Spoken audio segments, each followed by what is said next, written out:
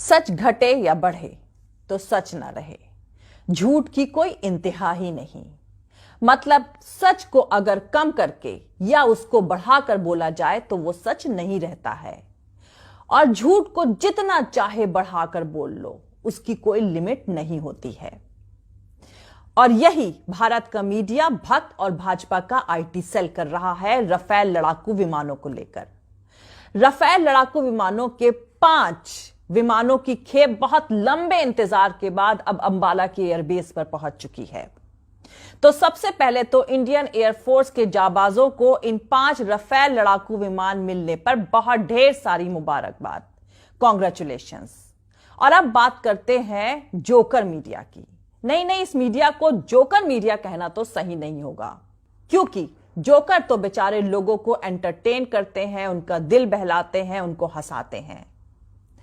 तो इस मीडिया को जोकर मीडिया कहना जोकरों की इंसल्ट होगी, उनकी बेइज्जती होगी। दलाल, बिकाऊ, गोदी और चाटुकार मीडिया जैसे अल्फाज तो पुराने हो चुके हैं।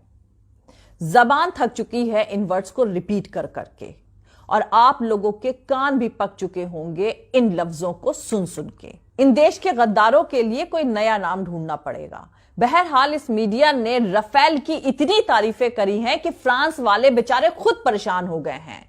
फ्रांसीसी सोच रहे हैं कि जो खूबियां उन्होंने इन राफेल विमानों में डाली ही नहीं, उससे ज्यादा इस भारतीय मीडिया ने कैसे उनमें ढूंढ निकाली हैं। खुद को ठगा सा महसूस कर रहे हैं। बेचारे सोच रहे हैं कि इतनी खूबियों वाला विमान उन्होंने बहुत सस्ते दामों में बेच दिया। सरकार की चापलूसी करने में यह मीडिया इतना उतावला हो गया है कि ऐसा लग रहा है कि यह राफेल पैसों से खरीद कर नहीं लाया गया है, बल्कि फ्रांस से जंग में जीत कर लाया गया है। वैसे मोदी जी ने 526 करोड़ रुपए वाला राफेल 1670 करोड़ रुपए में खरीदा है। क्यों? इसका जवाब तो मोदी सरकार देने से रही।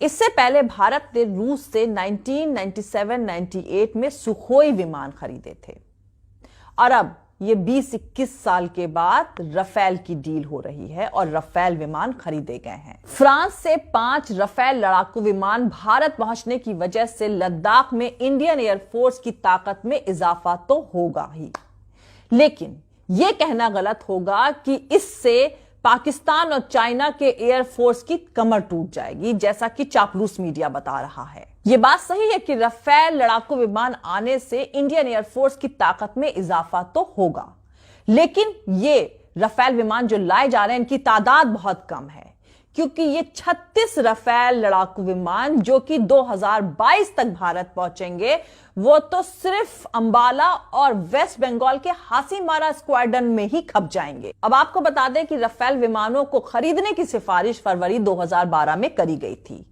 और अगर वक्त पर इस खरीद का सौदा पूरा हो गया होता तो इस वक्त भारत में 5 राफेल नहीं बल्कि 120 राफेल फाइटर एयरक्राफ्ट्स मौजूद होते। मोदी जी ने सितंबर 2016 में फ्रांस के साथ 36 राफेल लड़ाकू विमानों का सौदा किया था, जिसमें से अब सिर्फ 5 राफेल लड़ाकू विमान ही भारत पहुंच पाए हैं, और बाकी विमानों की सप्लाई 2021 और कुछ 2022 तक ही पूरी हो पाएगी। भारत में 5 राफेल आने के बाद अब इंडियन एयरफोर्स इसका किस तरह से इस्तेमाल करेगी, यह भी देखने वाली बात है, क्योंकि एयरफोर्स के अंदर एक स्क्वाड्रन में तकरीबन 14 से 18 एयरक्राफ्ट्स होते हैं, जिसमें से कुछ डिफेंसिव वाले होते हैं, कुछ अटैकिंग वाले होते हैं और कुछ खोजी एयरक्राफ्ट्स होते हैं। कुल मिलाकर देखा जाए तो इंडियन एयरफोर्स को 42 स्क्वाड्रन अलॉटेड है, जिसमें से इस वक्त सिर्फ 32 ही हैं, और जितने स्क्वाड्रन हैं उतने तो उनके पास फाइटर एयरक्राफ्ट भी मौजूद नहीं है, उससे बहुत कम फाइटर एयरक्राफ्ट मौजूद हैं। एयरफोर्स के जानकारों का मानना है कि इंडियन एयरफोर्स को सिर्फ इस वक्त क्वालिटी एयरक्राफ्ट की ही नहीं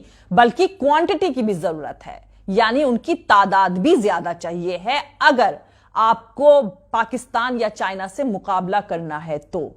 लेकिन पिछले कुछ सालों से सरकार का रवैया इस तरफ से टाला मटोल या बेरुखी वाला ही रहा है, इसलिए इस वक्त स्क्वाड्रन का नंबर 32 से भी घटकर 28 के लेवल तक पहुंच चुका है, जो कि फिक्र वाली बात है। आने वाले वक्त में किसी भी जंग के दौरान एयरफोर्स का रोल ही सबसे ज्यादा अहम रहेगा, और एयरफोर्स की ताकत को गिरते देखना नेशनल सिक्योरिटी यानी राष्ट्रीय सुरक्षा के साथ खिलवाड़ ही कहा जाएगा। लगातार यह सवाल पूछा जा रहा है कि आखिर क्यों इंडियन एयरफोर्स के स्क्वाड्रन का नंबर लगातार कम होता जा रहा है। तो सच्चाई यह है कि इंडियन एयरफोर्स में जितने नए लड़ाकू विमान खरीदे जा रहे हैं उतने या उससे भी ज्यादा लगातार रिटायर यानी एक्सपायर होते जा रहे हैं और इन लड़ाकू विमानों के स्क्वाड्रन भी पुराने पड़ते जा रहे हैं। और यही वजह है कि इंडियन एयरफोर्स में स्क्वाड्रन का नंबर 28 के आसपास रहा है। और इतनी तादाद के साथ अगर भारत को पाकिस्तान या चाइना के साथ जंग लड़नी पड़ी तो नुकसान उठाना पड़ेगा। हालांकि आने वाले 2 सालों में इंडियन एयरफोर्स में 3 स्क्वाड्रन जोड़े जाने की उम्मीद है, लेकिन इन 3 स्क्वाड्रन को जोड़े जाने के साथ एक MiG-21 विमानों के स्क्वाड्रन को रिटायर करना होगा। तो दोस्तों, राफेल मिलने से क्या इंडियन एयरफोर्स की जरूरतें पूरी हो जाएंगी? और राफेल को लेकर जो भारतीय मीडिया लंबी लंबी फेंक रहा है उसकी हकीकत क्या है? और राफेल के मुकाबले चीन के J-20 और पाकिस्तान के F-16 की क्या हैसियत है, यह सब मैं आपको इस वीडियो में बताऊंगी। लेकिन उससे पहले जो लोग हमारे इस चैनल पर नए हैं वो हमारा YouTube channel political Tamasha with doctor Arshi को सब्सक्राइब करके वहां पे लगी बेल आइकॉन को जरूर दबा दें ताकि आपको हमारे आने वाले हर वीडियो की अपडेट्स मिलती रहे।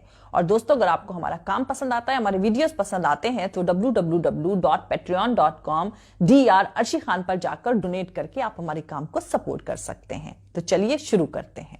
तो पहले इंडियन एयरफोर्स की बात कर लेते हैं कि पिछले कई सालों से इंडियन एयरफोर्स सरकार से क्या चाहता है और उसको सरकार की तरफ से क्या मिल रहा है, यह मैं आपको बता दूं। इंडियन एयरफोर्स पिछले कई दशकों से 42 लड़ाकू स्क्वाड्रन का मकसद हासिल करना चाहता है, लेकिन फिलहाल उसके पास सुखोई 30, MKI विमानों के 12 स्क्वाड्रन, MiG-29 UPG के 3 squadron, 6 Jaguar squadron, 3 Mirage 2000 squadron, 1 Tejas squadron और 3 MiG-21 के स्क्वाड्रन हैं।